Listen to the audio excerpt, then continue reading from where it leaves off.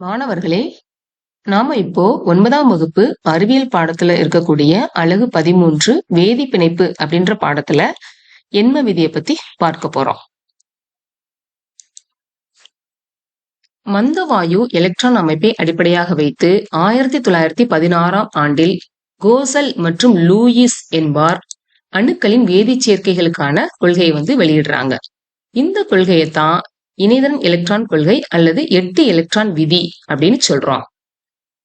இந்த கொள்கையின்படி மந்த வாயுக்கள் தவிர மற்ற தனிமங்களின் அணுக்கள் முழுவதும் நிரப்பப்படாத இணைதரின் கூட்டை பெற்றிருக்கின்றன அப்படின்னு சொன்னாங்க.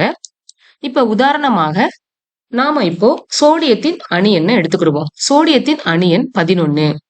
அது தன்னோட K கூட்டுல 2 எலக்ட்ரான்களையும் அடுத்தபடியா L கூட்டுல 8 எலக்ட்ரான்களையும் பெற்றிருக்கு.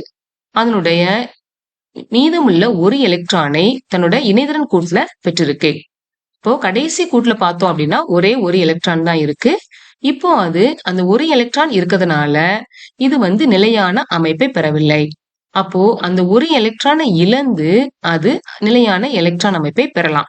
அப்ப அந்த கடைசி கூட்டுல இருக்கக்கூடிய ஒரு எலக்ட்ரானை இழந்து சோடியம் அணுவானது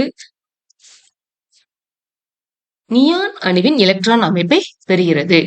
இப்ப அடுத்தபடியாக குளோரின் அயனி உருவாதலை பார்க்கிறோம். குளோரின் அயனியுடைய அணு எண் என்ன அப்படின்னு பாத்தீங்கன்னா 17. அப்போ அந்த K கூட்டுல 2 எலக்ட்ரான்களையும் L கூட்டுல 8 எலக்ட்ரான்களையும் பெற்றிருக்கு.